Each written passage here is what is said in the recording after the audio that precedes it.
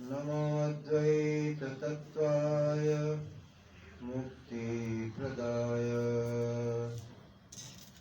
नमो ब्रह्मणे व्यापिने निर्गुणाय नमस्तस्मै सदेकस्मै कस्मैचिन्महसे नमः यदेतद् विश्वरूपेण राजते गुरुराजते।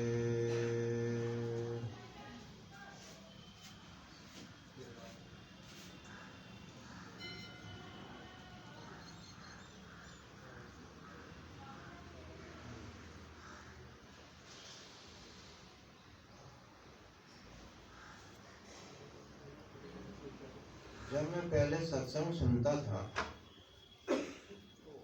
तो सुनते सुनते हमारी आदत है कि मैं हर एक चीज को संक्षेप में समझने की कोशिश करता था।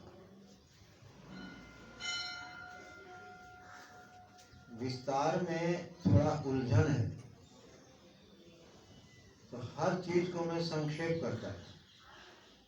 तो मैं ये सोचता था कि सारे सत्संग का निष्कर्ष क्या है। तो मुझे जो निष्कर्ष मिला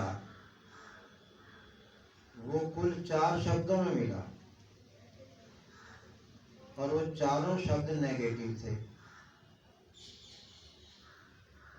कि अहंता, ममता, कामना और आसक्ति, ये 4 चीज छोड़ दो, बस सब कुछ ठीक हो जाए।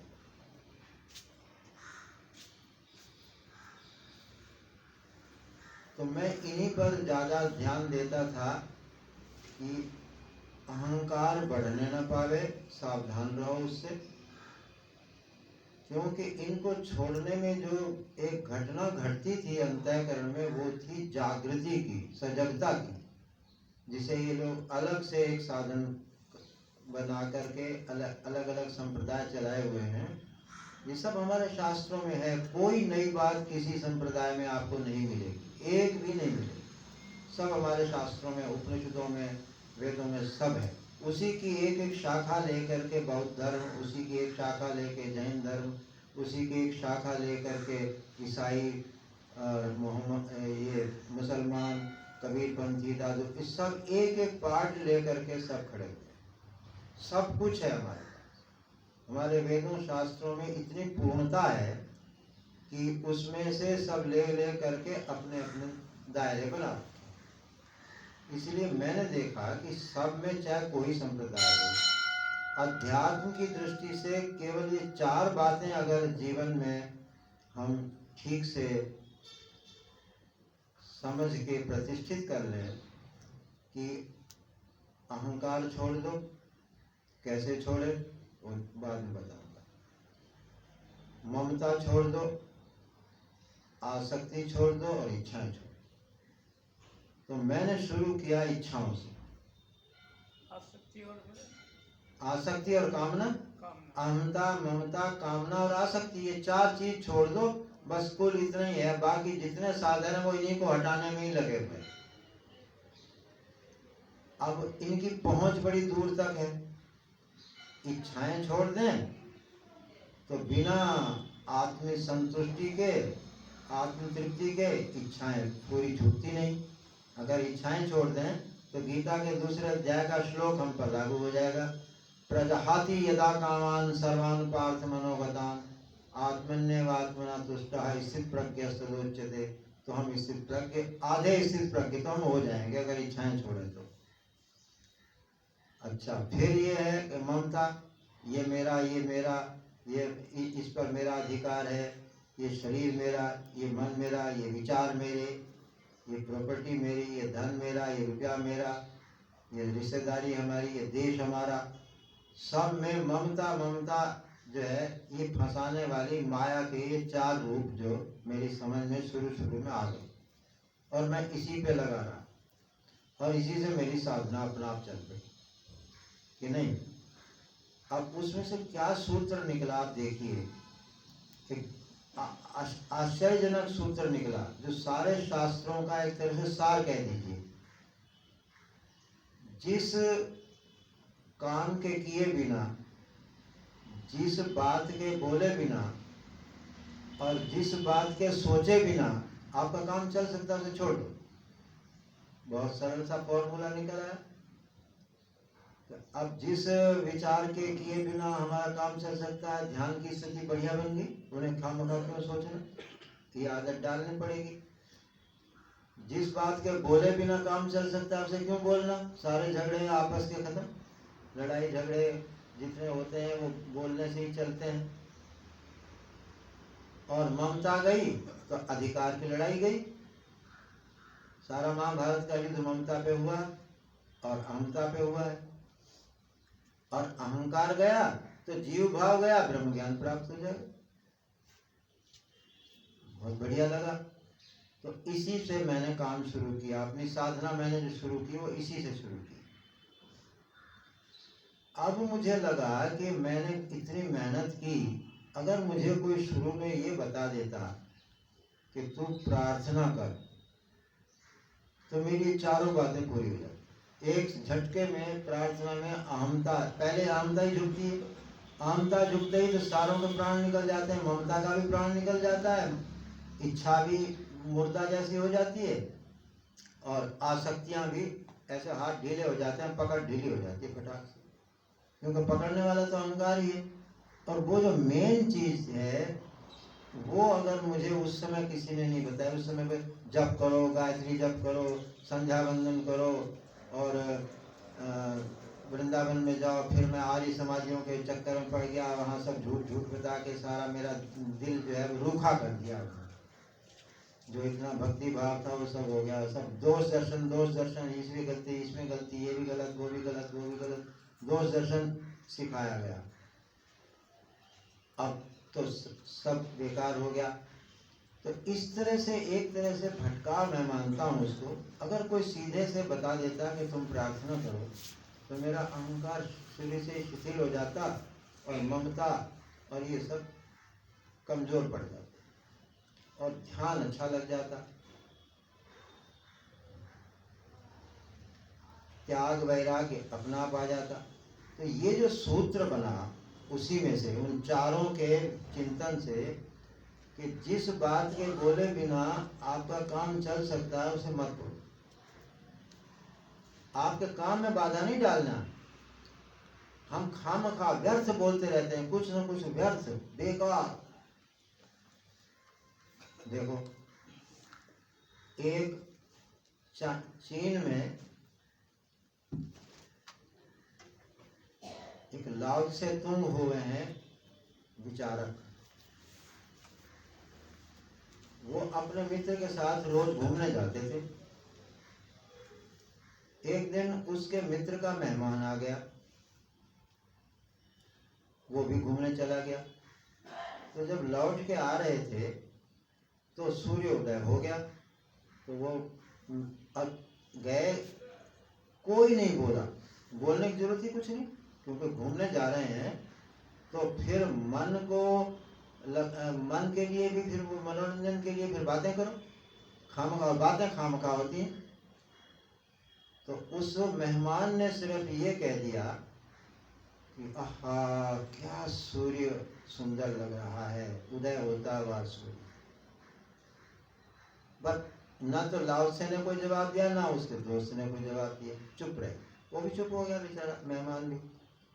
जब वहां से रास्ता था, एक को लाओसे को अपने घर जाना था, अब उसके मित्र को अलग है।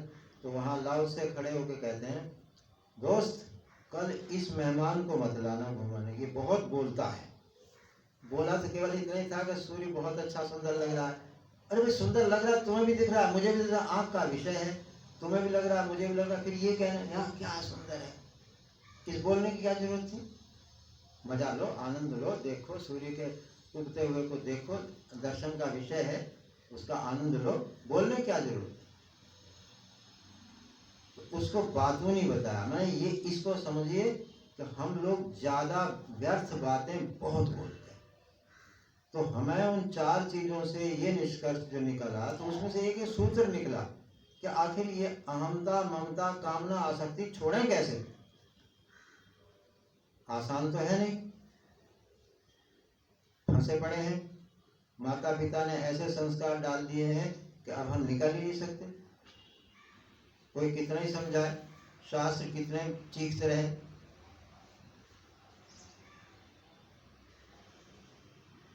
अजी हमारी बात तो क्या, व्यास जी का एक श्लोक है, ऊर्ध्व बाहु, हाथ उठा करके मैं चीख चीख करके चिल्ला चिल्ला के कह रहा हूं कि संयम करो, संयम से ही सब होगा और उसी से सब कुछ धन अर्थ सब प्राप्त हो जाएगा, मगर मेरी कोई सुनता ही नहीं।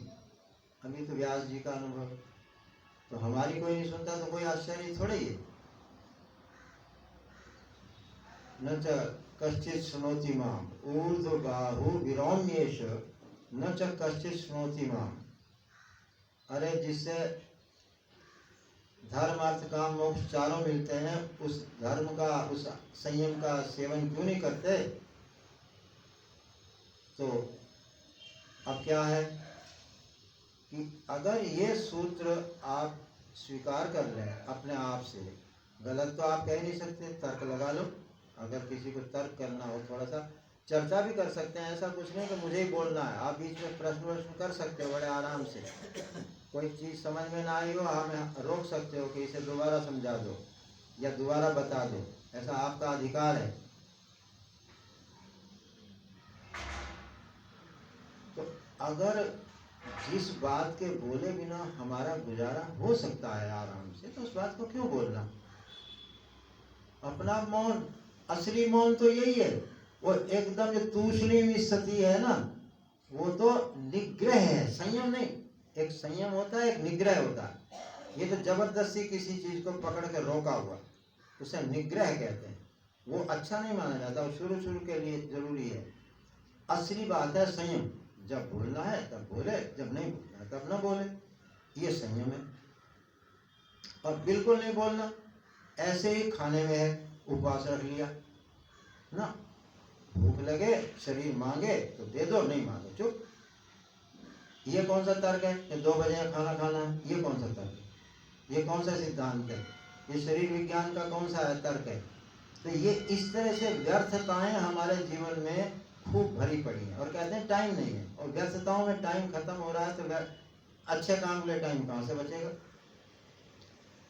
जिस बात के बोले बिना तो व्यवहार बहुत सुंदर है, क्योंकि आदमी बोलने से पहले विवेक को लाएगा कि बोलना है कि नहीं बोलना है, और बोलना है तो कैसे बोलना है, मीठा बोलना है, कड़वा बोलना है, कैसा बोलना है। झट से पहले विवेक आ जाएगा, विवेक का आदर होते ही कंट्रोल हो जाएगा, संयम हो जाएगा बात पूरी बात पे।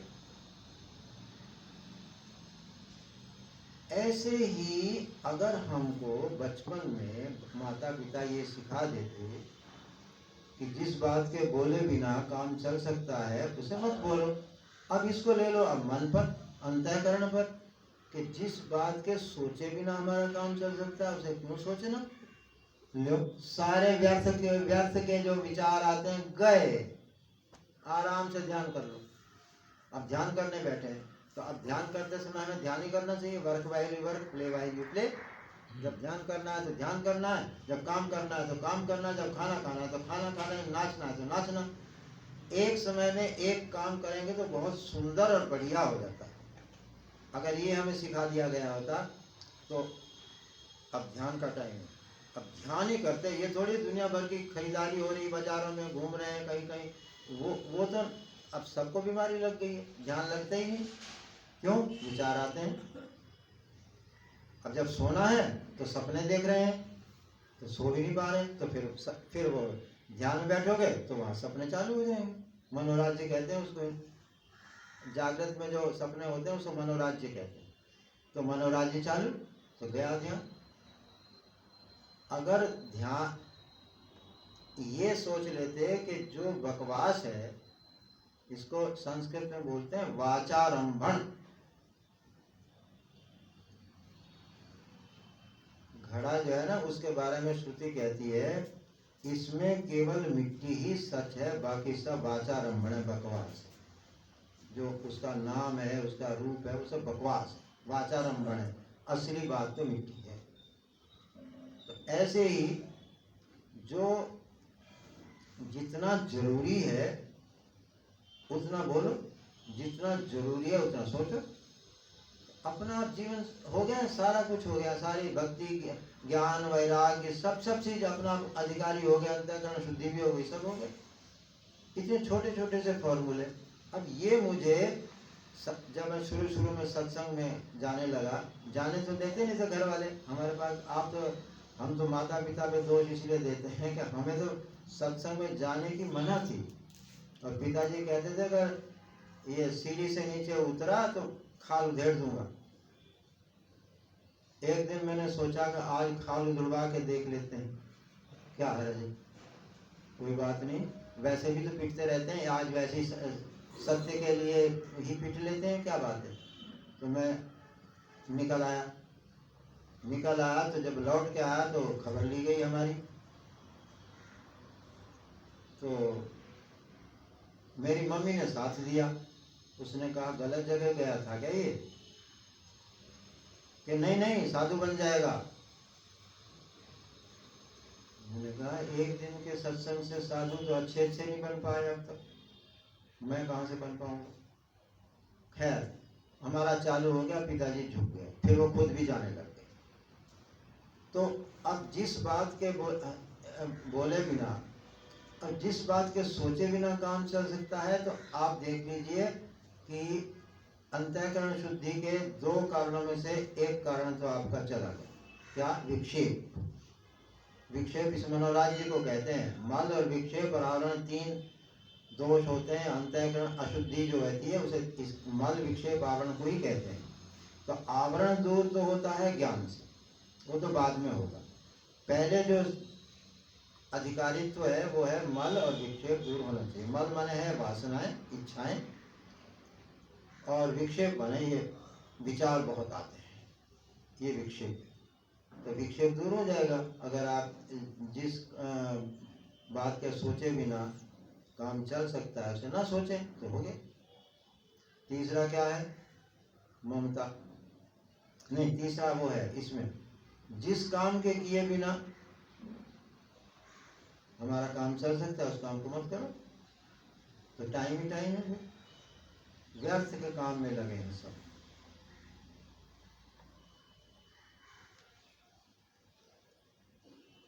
अगर भंडारे के बिना हमारा काम चल सकता है तो बिना भंडारे के चला, व्यर्थ का काम है। आज कहोगे उसमें ये गुण है, गुण तो कहो मैं जहर में भी दिखा सकता हूँ, शराब में भी मैं गुण दिखा सकता हूँ। आयुर्वेद में लिखे हैं शराब के गुण, और जहर तो आयुर्वेद को शोधित करके जहर खाई जाती, जहर विष से तो बहुत दवाइयाँ बनती हैं। ये कोई तर्क नहीं है कि उसमें विशेषताएं दिखा करके किसी को प्रवृत्त किया जाए। ये देखो ना, ये जो सूत्र आध्यात्मिक सूत्र है, जिस काम के किए बिना, जिस बात के बोले बिना और जिस बात के सोचे बिना अपना काम चल सकता है उसे छोड़। अब मैंने इसको अपनाया तो मेरा अहमता, ममता, कामना, आसक्ति ढीले पड़ने शुरू, और मैं ध्यान की दिशा में चला गया। मुझे समाधि जैसी लगती थी उनकी। ध्यान से उठने पर आवाज नहीं निकलती थी, इतना अंतर्मुख हो जाते थे हम कि बाहर आने में, आंख खुलने में देर लगती थी। ये देखा है हमने। तो इस सूत्र का प्रयोग करो जीवन का। अच्छा, गलत कोई बता दे, व्यवहार में बता दो, चलो व्यवहार में भी फिट है। अगर आप जिस बात के सोचे बिना आपका काम चल सकता है उसे ना सोचें तो गहरी नींद आएगी कि नहीं आएगी, सपने कम आएंगे कि नहीं आएंगे, बोलो। हो गया रोगों की निवृत्ति। और वाणी के कारण जो झगड़े होते थे वो खत्म हो गए, और व्यर्थ चेष्टाएं खत्म हुई तो ऊर्जा संरक्षित रह गई, ऊर्जा गई नहीं, व्यर्थ चेष्टाओं से ऊर्जा नष्ट होती। तो शुरू जो हुआ हमारा अध्यात्म, वो यहाँ से हुआ कि मैंने ये निष्कर्ष निकाला प्रवचनों में से कि भाई अहंता ममता कामना आसक्ति छोड़ दो, बस हो गया काम इतना से बस। अब ये हो कैसे, इसके लिए फिर ये हमको सुझाया गया कि जिस काम के किए बिना, जिस बात के बोले बिना, जिस बात के सोचे बिना काम चल सकता, ऐसा नहीं कि काम बिगाड़ना है, काम चल सकता है उसको छोड़ना, तो व्यर्थ छूट गया, सार्थक रह गया। अब ये सब जगह लागू हो सकता है।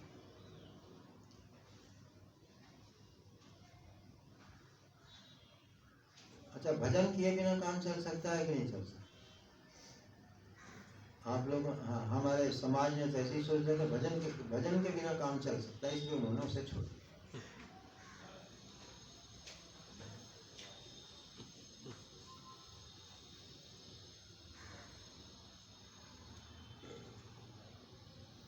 जागृत भी, स्वप्न भी और सुषुप्ति भी, तीनों अवस्थाओं में ये सूत्र काम करता है।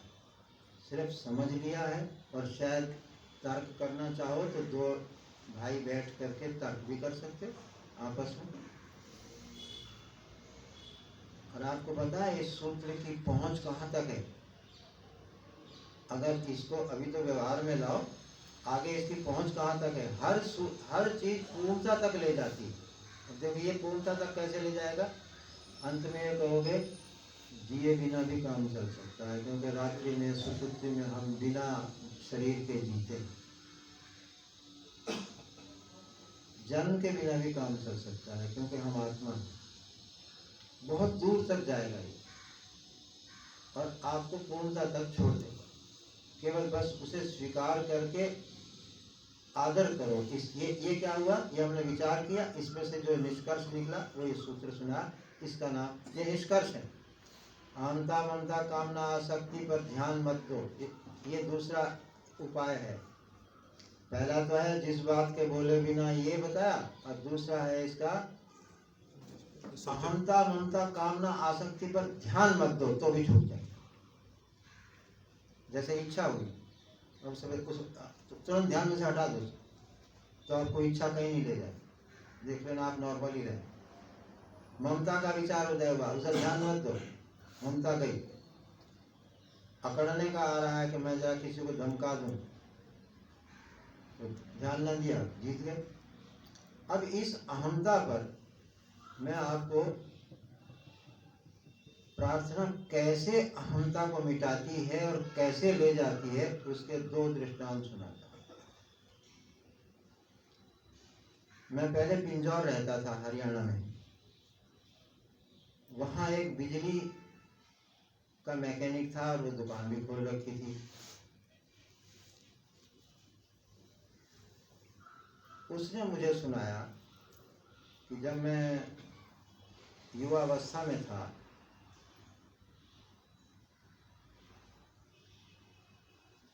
तो मेरा मन हुआ यहाँ इंडिया में क्या है, कभी काम मिला कभी नहीं मिला, विदेशों में लग जाए नौकरी ना, तो 5-10 साल में कमा के छुट्टी करेंगे, सारी जिंदगी मौज लेंगे, पैसे को ब्याज पे रख देंगे और अब आराम से जिएंगे, कौन झगड़े में पड़े सारी जिंदगी, पेंच का सर थोड़ा लिए फिरो।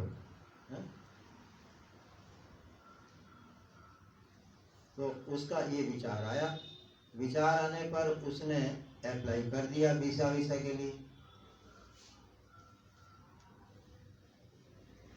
तो अब ऐसा तो आसान तो था नहीं, अब तो थोड़ा आसान कर रखा है, पहले इतना आसान नहीं था।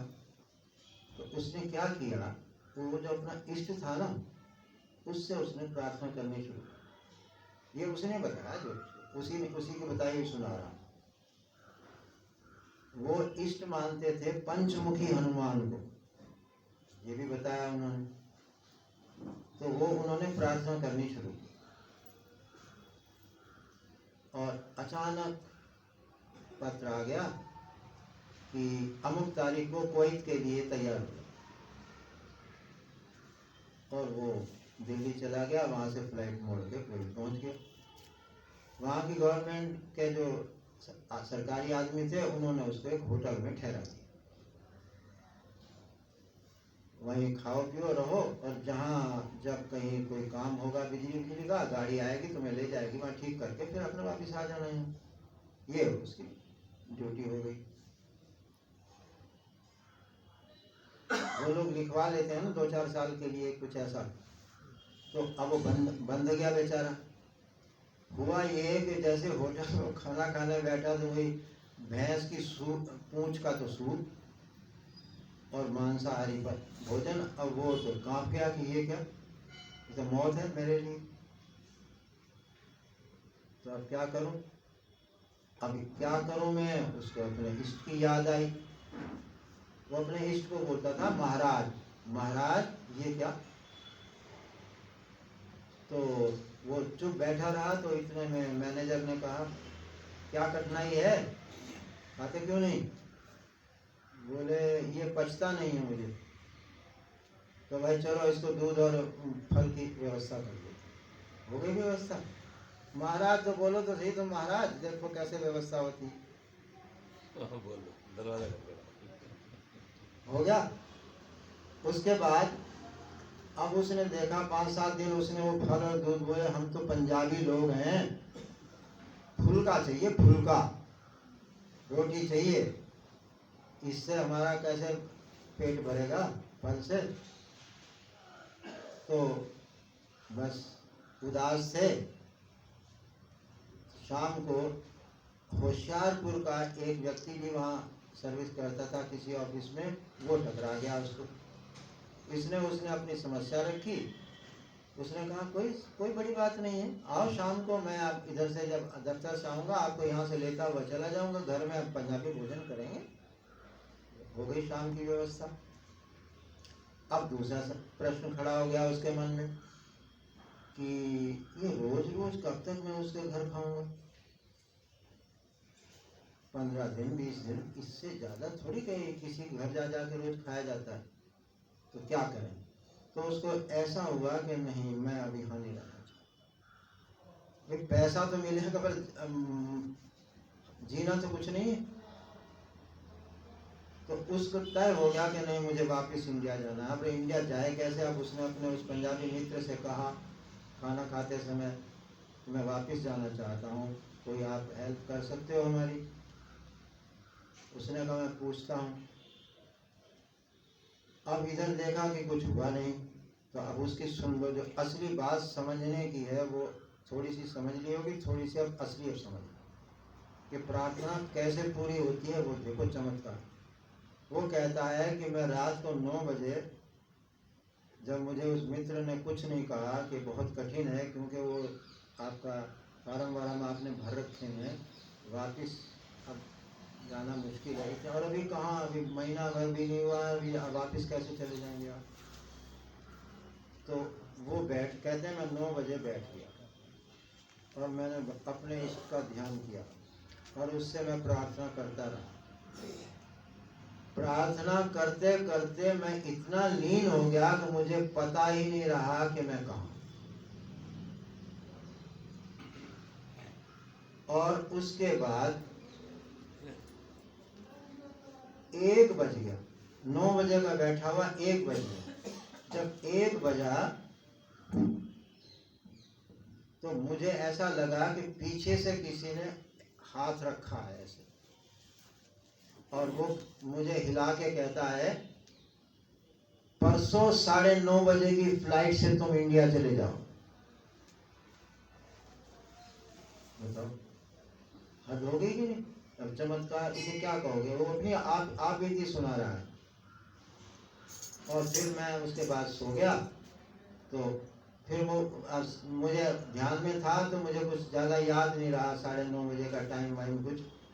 परंतु घटना क्या घटी कि वो हमारा पंजाबी मित्र जो सरकारी अधिकारी इंडिया से कुवैत लाया था उसको, उससे मिला। उसने कहा अच्छा कोई बात नहीं, मैंने अभी कागज जमा नहीं कराए हैं, अभी मेरे पास ही रखे हैं, मैं उन्हें फाड़ देता हूँ, इसको वापस भेज देता हूँ। और उसने बम्बई का टिकट लाके पकड़ा दिया। ये है योगक्षेम। अब बम्बई का टिकट जब उस पंजाबी ने शाम को खाना खाते समय उसे दिया तो वो फिर रोने लगा। मैं बम्बई का क्या करूंगा? बम्बई से मैं हरियाणा में कैसे जाऊंगा? ये तो मुझे बीच में लटका दोगे तुम।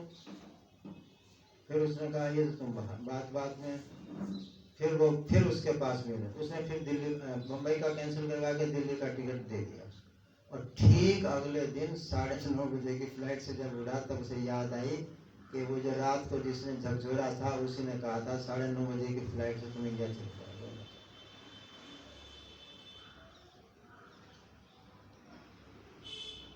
पता क्या घटना हुई?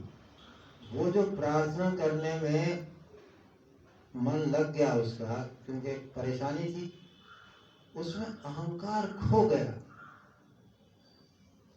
अहंकार के खोते ही तत्व व्यक्त होता है। ये अहंकार के कारण ढका हुआ है। आवरण जो है वो अहंकार है।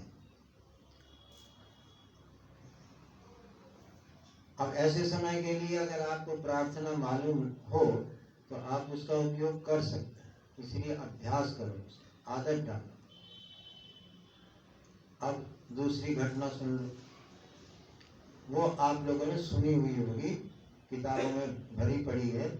मुसलमानों के सूफी संतों में जो सबसे 1 नंबर पे नाम आता है वो राबिया का आता है।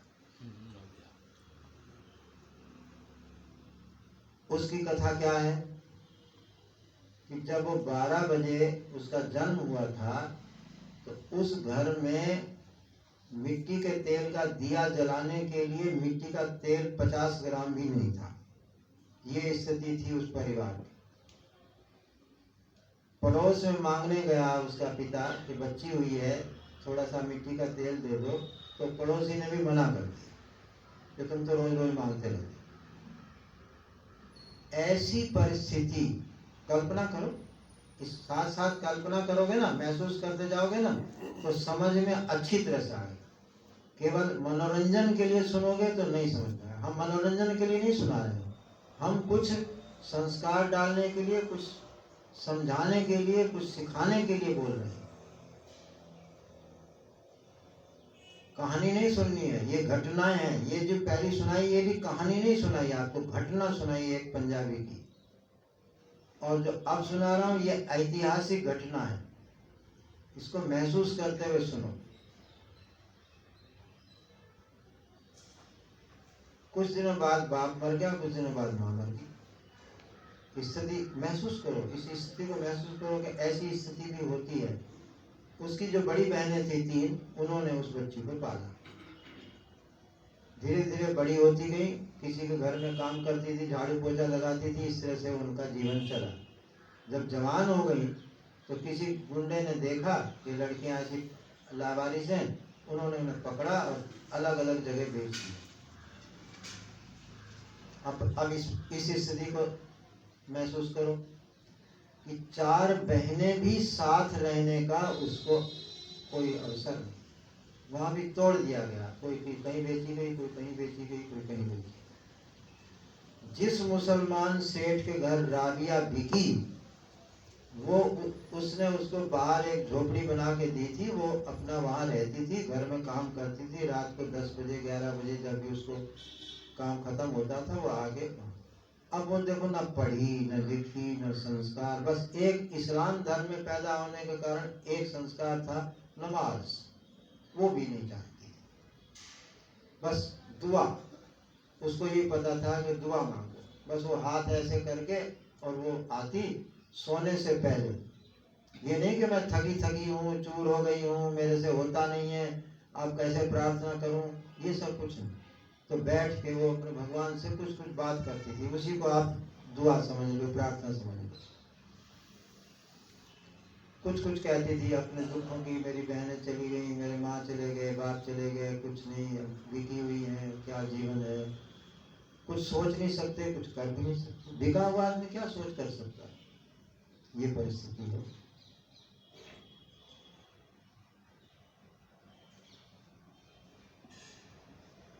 एक दिन रात को रोज ऐसे प्रार्थना करती थी, कुछ ना कुछ अपने मन से, कोई विधि पूर्वक नहीं। विधि उनको पता ही नहीं था, नमाज पढ़ना उसे आता ही नहीं था। तो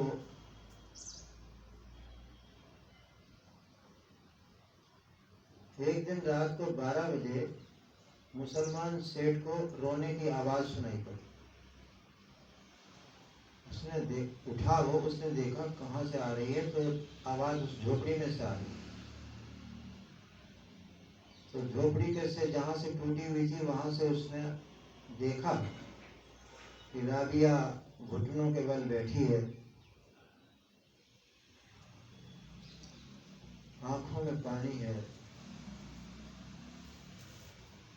और वो ये कह रही थी उस समय जो सेठ ने जितने शब्द सुने वो इस समय ये कह रही थी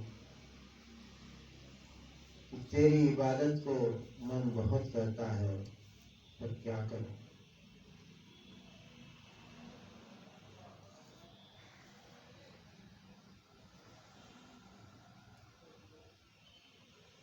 ऐसे करके और ज्यादा रोने लगा।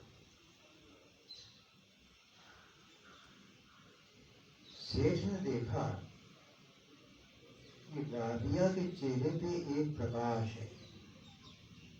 उसी प्रकाश में, वैसे तो अंधेरा था, उसी में वो राबिया देख रही थी कि प्रकाश कहाँ से आ गया, कि लाइट कहाँ से आ गई, और उसी के उसमें चेहरा और उसके आंखों के आंसू दिख रहे हैं। तो वो प्रभावित हो गया। वो आके अपने बिस्तर पे सोया, पर नींद नहीं आई उसको। जैसे ही सवेरे राबिया अपने काम पे आई तो उसने कहा यहाँ आओ, और अपने साथ पलंग पे बैठने के लिए कहा। राबिया कांप गई कि आज क्या मुसीबत है, मैं दासी, मैं गुलाम, ये मेरा मालिक, और मुझे अपने पास बैठने को कह रहा है, ये क्या हो गया। उसने उसको कहा डरो मत, आज से तुम मेरी बेटी, नौकरानी नहीं, और तुम अब यहाँ रहो, मैं तुम्हारी बेटी की तरह से खिदमत करूंगा, और अगर तुम चाहती हो तो मैं मुक्त कर दिए जाऊं तो तुम्हें छूट है, जहां जाना चाहो जा सकती हो, और तुम्हारी सुरक्षा भी मैं करूंगा, क्योंकि तुम मेरी खरीदी हुई हो, तुम्हें दूसरा कोई हाथ नहीं लगा सकता, मेरी संपत्ति है, और तुम जाना चाहो जाओ, रहो तो मैं तुम्हारी बेटी की तरह से तुम्हारी सेवा करूंगा। राबिया ने कहा मुझे छोड़ दो। वो मुक्त हो, जंगलों में आई, पेड़ के पत्ते खाती थी, ईंट का तकिया लगाती थी, और एक ही, क्योंकि पढ़ा लिखी तो थी नहीं वो, एक ही उपाय था उसके पास, प्रार्थना। बस वो प्रार्थना ही करती है, और उससे वो सूफी संत बन।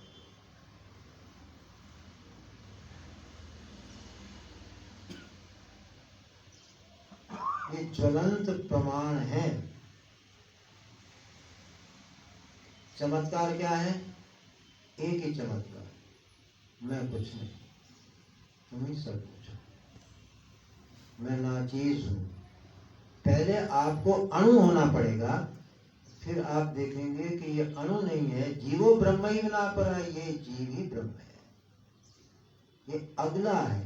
ये महावाक्य उसको कोई सुनाने वाला था कि नहीं था, मगर इतना तो हो गया कि उसका अहंकार शांत हो गया बिल्कुल, और सहज समर्पण हो गई। समर्पण होते, कोई समर्पण की कहानियां, शरणागति की कथा नहीं पड़ी हुई थी, कोई शरणागति में आए हुए भक्तों के चरित्र नहीं पढ़े थे। केवल प्रार्थना से शरणागति भाव समझ में आ गया कि समर्पण क्या होता है। अब अहंकार के जाने से इच्छाएं भी गई, क्या चाहूं, जो खुदा को मर्जी होगी वही होगा, खुदा की मर्जी। अब इस जीव की मर्जी नहीं, वो मेरी मर्जी नहीं। ममता कैसे गई? सब खुदा की, सारा संसार खुदा का है, मेरा नहीं, ममता गई। किसको पकड़ के आसक्त होगी वो, चिपकेगी कहां? सभी चीज, सभी भूमि गोपाल की, सब कुछ तो गोपाल का है। हम लोग अपने हिंदी में ऐसे ही बोलते हैं ना, सब कुछ उसी का है। तो ममता, अहमता, कामना, अहंकार के शिथिल होते ही ये सब ढीले पड़ जाते हैं, क्योंकि मूल वही है। अविद्या, हमारे यहाँ योग दर्शन में कहते हैं कि अविद्या, अविद्या अगर चली गई तो राग द्वेष अभिनिवेश सब गए, अस्मिता भी गई, मैं हूँ ऐसा अहंकार भी गया। अविद्या के जाते ही अस्मिता, राग द्वेष अभिनिवेश, ये चार क्लेश भी चले गए। तो प्रार्थना में ये चमत्कार है। आओ फिर थोड़ी प्रार्थना कर लेते हैं।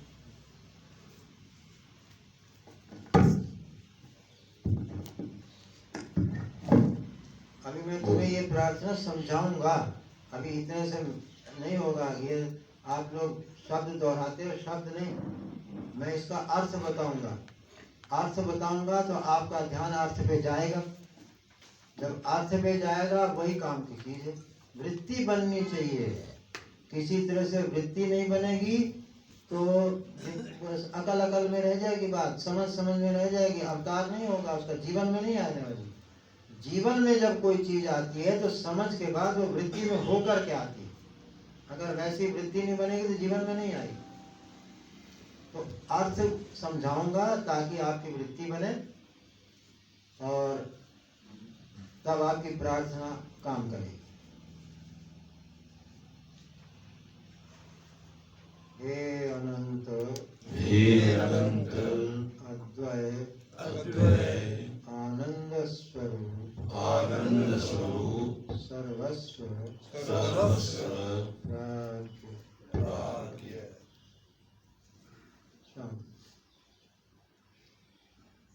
निर्हम। भूल जाओ अपने को, प्रार्थना करने वालों को भूल जाओ।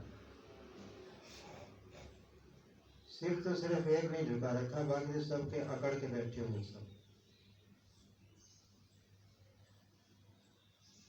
मैं विविक्त का सर्वथा समादर करूं। काम सिर झुकाओ।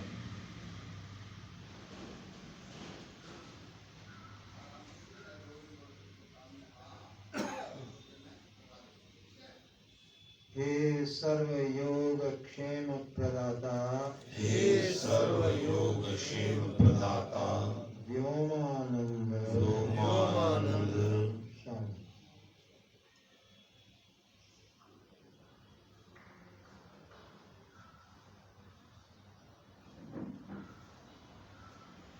यह जीवन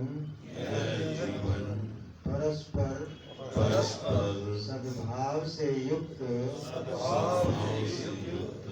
स्वस्थ संपन्न और सर्वतः सुरक्षित रहे।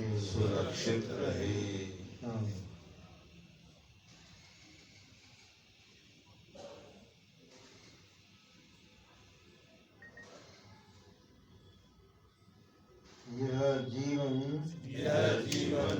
परस्पर सद्भाव से युक्त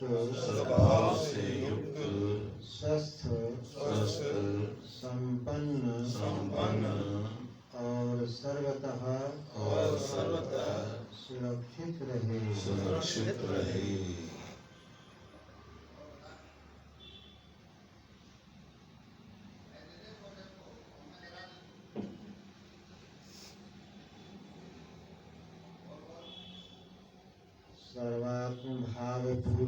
सर्वात्म भावपूर्वक अनंत जागृति से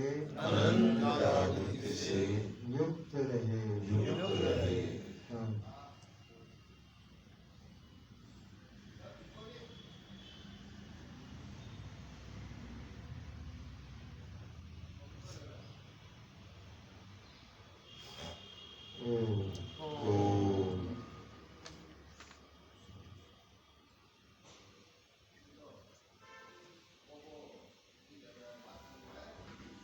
पता नहीं सिर क्यों नहीं झुकता लोग। अरे भाई सिर वैसे झुका लो, एक आसन वासन सर्वाइकल ठीक हो जाएगा, कम से कम इसलिए झुका लो। प्रार्थना में नहीं झुकता तो सिर्फ ये लड़का जो है इसका झुकता है, बाकी तो हमारे बजरंग झुकाता है, बाकी तो मैं पीछे, उसका भी आधा झुकता है आधा नहीं, बाकी तो सब ऐसे बैठे हैं वे ठूंठ की तरह पेड़ की तरह से खड़े हैं। सिखाते हैं यहाँ तो सीख लो, बाद में फिर सिर ऊंचे ही कर लेना, पर सीख तो लो, सीख के छोड़ देना, पर सीख तो लो हमसे। सर्वगत्वादनन्तस्य स एवाहमवस्थितः मत्तः सर्वम् अहं सर्वं मयि सर्वं सनातनम्।